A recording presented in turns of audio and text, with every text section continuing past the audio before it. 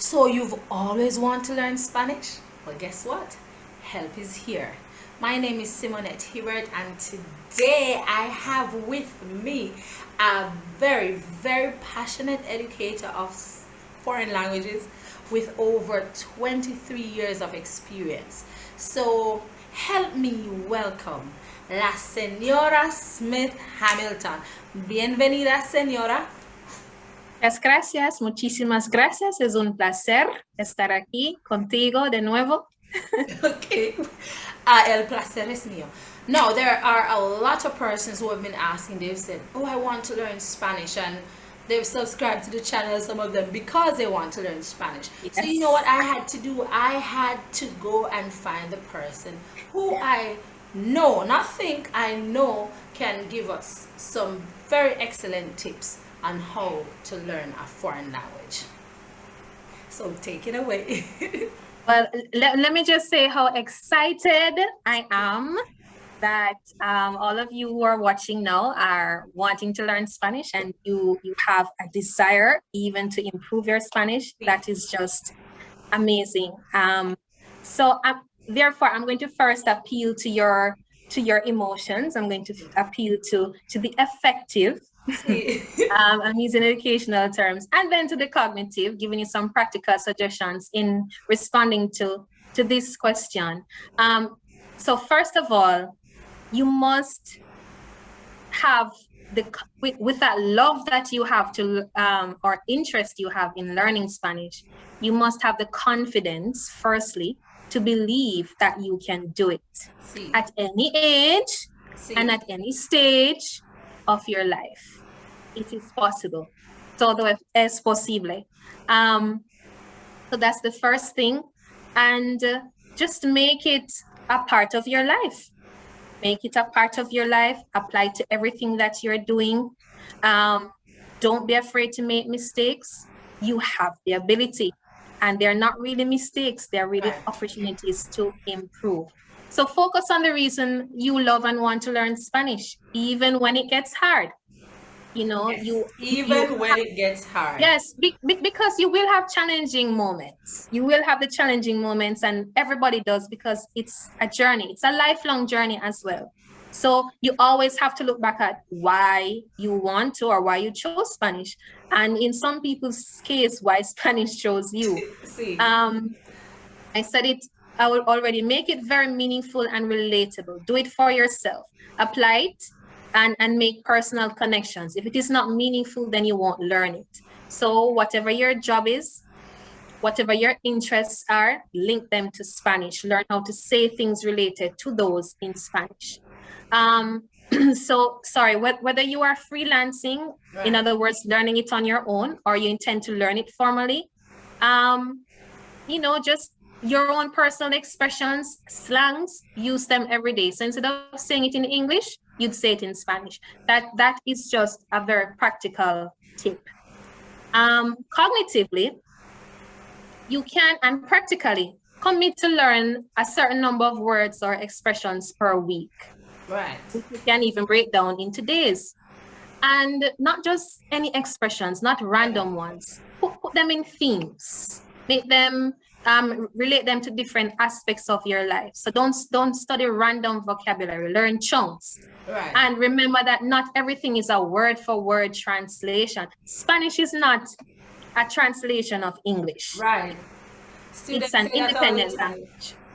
Students say, Miss, this one little word mean all of that, or that long word just mean that. So sometimes you find, they look at it like that sometimes. So it's it's not a direct translation. So that is important to note. And don't just translate, as you said, because Spanish is not just a direct translation of English. Because sometimes we just search for one word. So we're writing a sentence and we say do. They look for do, you, live, and then they put all of those words together, and it's not done like that. Right. And I said study the language in chunks. So we have what are known as functional chunks. So essentially they are they can be expressions or chunks of language that are used to express an idea. Right. For example, you could learn how to say, it's okay. You could learn, for example, to wish somebody a great day.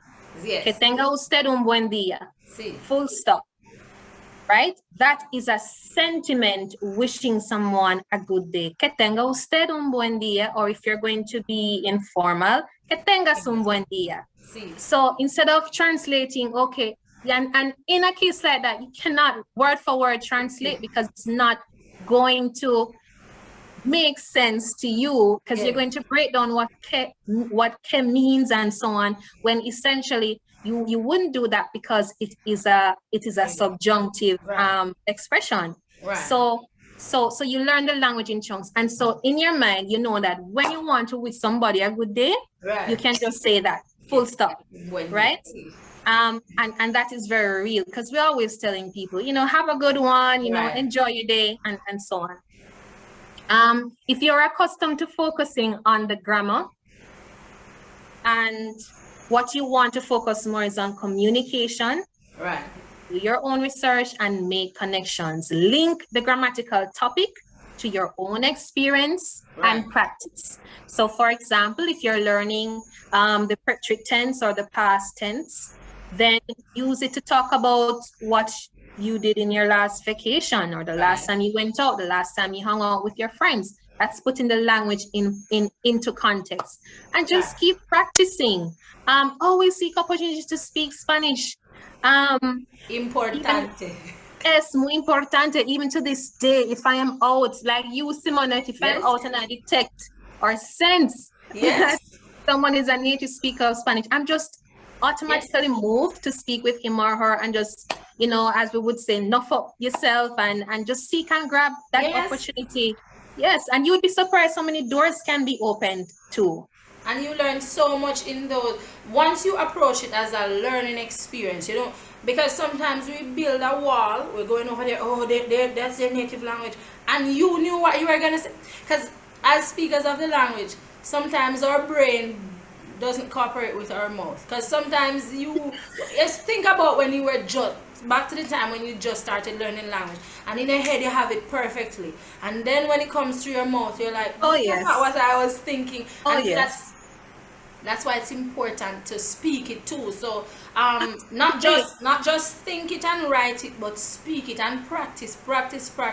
And don't go to the person thinking that, all right, they are native, so they're gonna say something if I make a mistake. We can speak based on our experiences with Hispanics. They are very kind, they're very open, and they're excited when you look. Yes, can I tell you? They're so excited when they see that you are learning the language. Yes. They're always so warm and excited, and they just want to interact with you and to share. And don't be afraid to ask them, can I tell you how many Spanish expressions I have learned just merely asking native speakers? And can I tell you when it gets really exciting?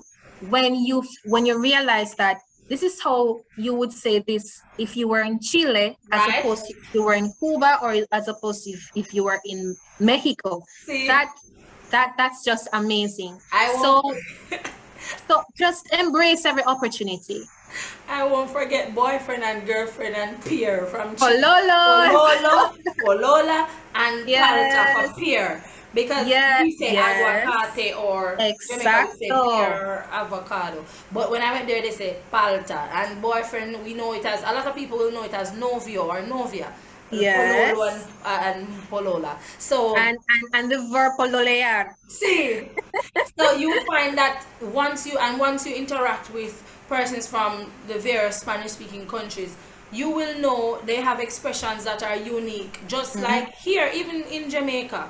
If you are from one part of Jamaica and you're speaking the Creole, the Patois, you get an understanding. This person is from here, this person is from here, and it's the same thing. You get an understanding. This person is from this part of this Spanish-speaking country. So yes, but you need to be willing to make mistakes and practice by speaking, not just writing down. Because in real life, when you're communicating, you can't just say, hold on, let me write this down. You have to speak.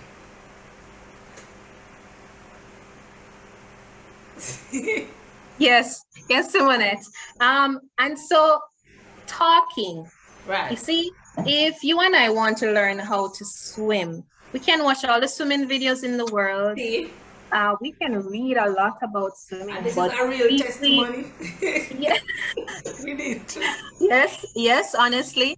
But we won't swim until we swim. So it's the Right. same with Spanish. You know, you have to just practice it all the time. Even if you end up talking to yourselves, talk to yourself, talk to God, talk to your Yes. friends, talk to your family, talk to your classmates. And even if they're not understanding what you're saying, man, it's an excellent opportunity to even teach them. Yes.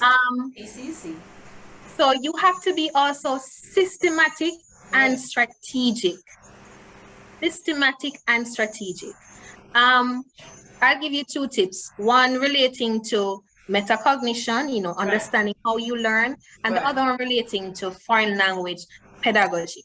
So let's go with metacognition. Know your learning styles. Okay. If you are a musical person, right? You love music, or if you're a visual person, or if you like to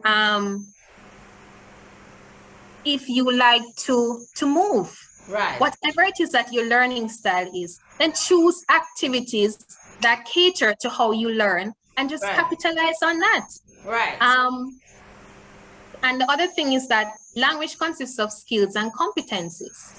So, and there's listening and reading, which are the receptive skills. Reading and writing, which are the productive skills. So focus on building the skills. So that's being strategic. So you know that, all right, you're going to focus on building. For example, this week you're going to do mostly listening and speaking activities. And remember, the skills are all intertwined as well. You cannot learn them in isolation. Right. All right. The internet is loaded with apps and videos, activities, and information on this. So try to integrate them too. Listening to something and responding orally to questions on what you listen to, or trying to paraphrase what you just heard. That is something that you can practice. The same can be done with reading.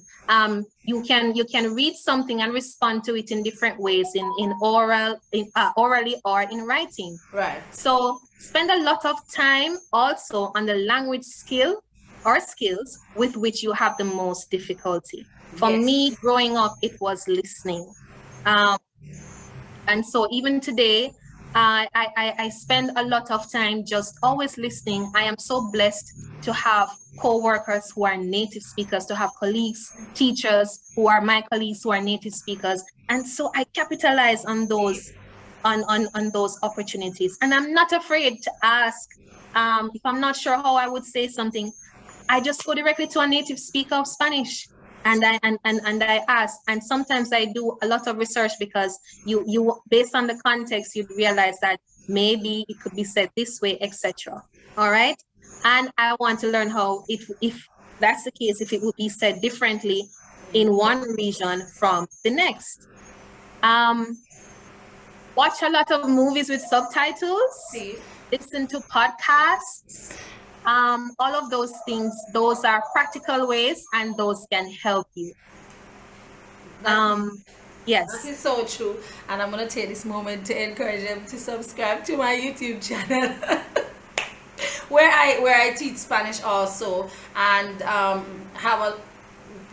I can't wait for you guys to see an interview that I did earlier too. So you just need to watch. But yes, as you rightfully said, because I used to put in the songs that I know already. So I know We Are the World by Michael Jackson. I just put We Are the World in English and then write N-E-N Espanol, and they give me the song in Spanish. So whichever song, sometimes you already know the words, you just put En Espanol at the end and you hear it in Spanish, and then you realize that through music, if that's how you learn, you find that you're hearing words and it's developing your listening skills. So sometimes, for the first 2 or 3 times, I'm telling you, you almost might not know anything that you're hearing, but it's developing your skills, and then over a period of time, you hear 2 words, and you start hearing 4, then you start hearing 10.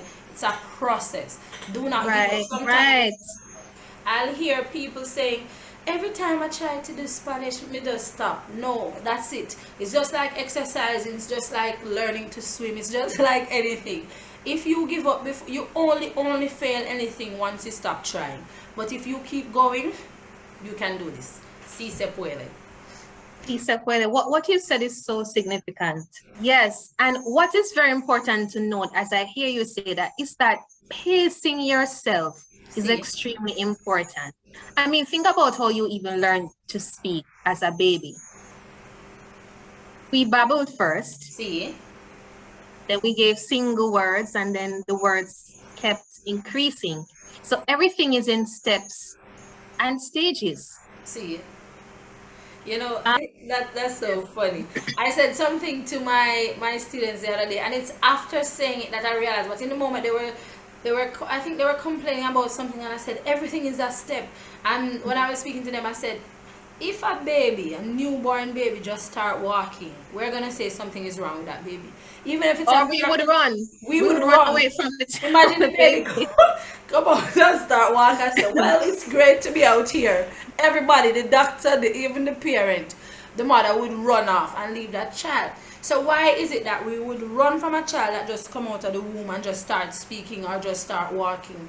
But we want to just get up and say, yes, fluent Spanish. Let me just plug in my Spanish. No, it's not like that.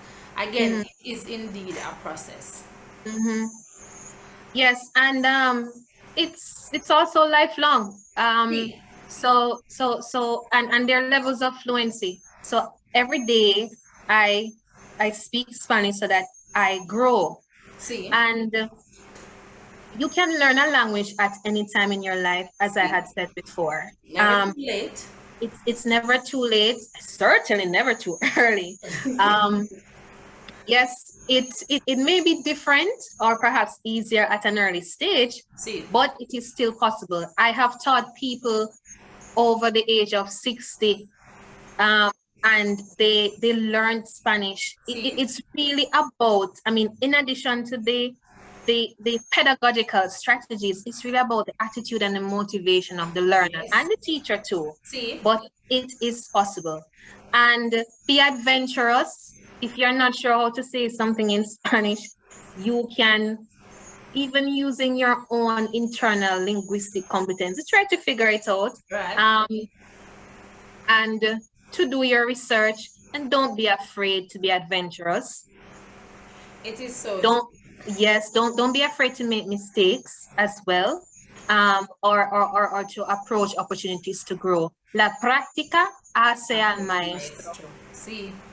La práctica hace al, yes, it literally translates practice makes mastery, but I challenge us to adopt the philosophy that practice makes progress. See, practice makes progress. It's true. It's a process. I think those are some of the things. With, as you said, the content, yes, is important, but how you approach it. So if you come in here and tell us, I said to my students sometimes, even if I'm standing on my head and you decide that you're not doing it, you're not doing it. So we need to also know that it's up to us. So it starts with us. You want to learn it, be willing to learn. Do not put up a mental block, because if you tell anything you tell yourself, you can do it. So if you tell yourself that you cannot do it, well, guess what? You cannot do it. But if you say to yourself, I will, I can, you are definitely going to do it. And everybody, as you would have said earlier, everybody can, no matter your age, doesn't matter your stage, you can do it. Yes, and those are the few tips that I would like to leave with you, and most significantly, just as the divine creator who made you with so many capabilities, to be with you on this journey as you embrace the exciting the exciting steps towards learning Spanish as a second language. It is a beautiful language. It is a vehicle of empowerment, just personal fulfillment, and otherwise. I am a walking, living testimony of that, and so is our most gracious hostess. So let us say amen. Serious, see. Opportunities. So, definitely. Tremendous opportunities. And so I leave those tips with you, and I want to just encourage you on this journey. And we're all here for you. See, and we are proud of you. The fact that you Absolutely. decided that you want to do one of the best languages, we are proud of you. Keep going. No bias here, just saying, Yes, saying. yes. And they can share also in the comment section, share the tips that you use, what works for you.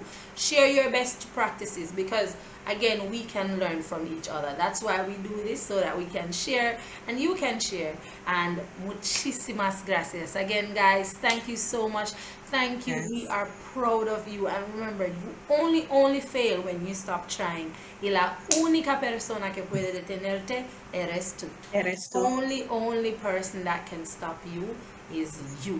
So do not stop yourself. Have yourselves a wonderful day. We want to hear from you, and viva el español. Viva. Sí. Cuídense. Chao. Chao. Adiós.